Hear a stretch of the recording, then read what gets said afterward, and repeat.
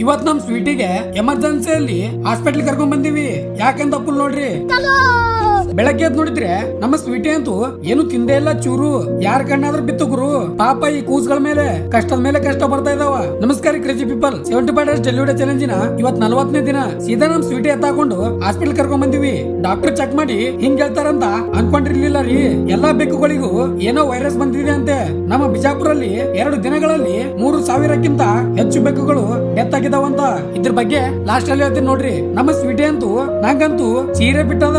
Injection ಮಾಡುವಾಗ crush ಬೈಗೂ ಕೂಡ ಹಂಗೆ ಮೆಡಿಕಲ್ ಬಂದು ಎಲ್ಲಾ ಮೆಡಿಸಿನ್ ತಗೊಂಡೆ. ಮನುಷ್ಯರಿಗಿಂತ ಫುಲ್ ಕಾಸ್ಟ್ಲಿ ಮೆಡಿಸಿನ್. ರೊಕ್ಕ ಹೋಗ್ಲಿ ರೀ, ನಮ್ಮ ಸ್ವೀಟಿ ಆರಾಮಾದ್ರೆ ಸಾಕು. ಸೀದಾ ಮನಿಗೆ ಬಂದು ತಾಯಿ ತನ್ನ ಮಕ್ಕಳಿಗೆ ಔಷಧಿ ಕುಡಿಸೋ ತರ ಹಿಡಿದು ಕುಡಿಸ್ದೆ. ನಮ್ಮ ಕ್ರಶ್ ಬಾಯ್ ಫುಲ್ ಫೀಲಿಂಗ್ಸ್ ದಾಗ ಎಣ್ಣೆ ಹೊಡೆದನಲ್ಲ. ಇಲ್ಲ ರೀಪಾ, ನಮ್ಮ ಸ್ವೀಟಿ ಕೂದ್ಲ ಅವ್ನ್ ಮೂಗ್ನಾಗ ಹೋಗಿ ಹಂಗಾಗಿದೆ ಅಷ್ಟೇ. ಅಲ್ಲಿಂದ ನಮ್ಮ ಹಾಸ್ಪಿಟಲ್ ಬಂದು ನಾ ಇಂಜೆಕ್ಷನ್ ಮಾಡ್ಕೊಂಡೆ.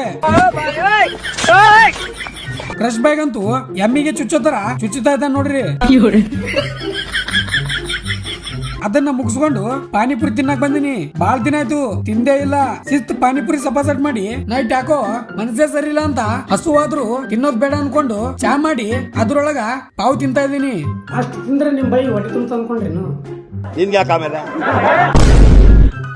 12 ಇವಾಗ ರಾತ್ರಿ ರಾತ್ರಿ 12 ನಿದ್ದೆ ಊಟ ಎಲ್ಲ ಹಳ ನಡೆದ್ಬಿಟ್ರೆ ಟೈಮ್ ಇಲ್ಲ ಟೇಬಲ್ ಸುಮ್ಮನೆ ಏನ್ ಮಾಡೋದ್ರಿಪ್ಪ, ಟೆನ್ಷನ್. ಅಡಿಗೆ ಮಾಡ್ಕೊಂಡ್ ನಿಂತ್ರೆ ಬೆಳಗ್ಗೆನೆ ಆಗ್ತದಂತ ಇದ್ದಿದ್ದು ಬಿದ್ದಿದ್ದು ಕಟ್ ಮಾಡಿ ಸ್ವಲ್ಪ ಪೌಡರ್ ಅಂದ್ರೆ ಖಾರದ್ದು ರೀ ಹಾಕಿ ಶಿಸ್ತ್ ಕಲ್ಸಿ ಕಟ್ಟಿ ರೊಟ್ಟಿ ಒಳಗ ತಿಂದ್ ನೋಡಿದ್ರೆ ಹಳ್ಳಿ ಊಟದ ಮಾತೇ ಬೇರೆ. ಅದು ಕಾಂಪಿಟೇಷನ್ ಇಲ್ಲ.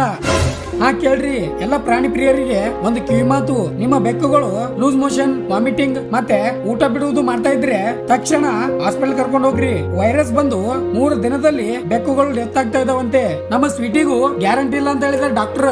ಆದ್ರೆ ಅದನ್ನ ಉಳಿಸ್ಕೊಳ್ಳೋಕೆ ಕಷ್ಟ ಪಡ್ತಾ ಇದೀನಿ. ನೀವು ಸ್ವಲ್ಪ ಪ್ರೇ ಮಾಡಿ ಸ್ವೀಟಿಗೆ ಬೇಗ ಆರಾಮಾಗ್ಲಿ ಅಂತ. ಹಂಗೆ ಇವತ್ತಿನ ಥಾಟ್ ಕೇಳ್ರಿ. ಮರಣವು ಪ್ರತಿಯೊಬ್ಬರ ಬೆನ್ನ ಹಿಂದೆ ಸುತ್ತುತ್ತಲಿದೆ. ಅನಾರೋಗ್ಯವು ಅದಕ್ಕೆ ಕಾರಣವಲ್ಲ, ಯೌವನವು ಅದಕ್ಕೆ ಅಡಿಯಲ್ಲ.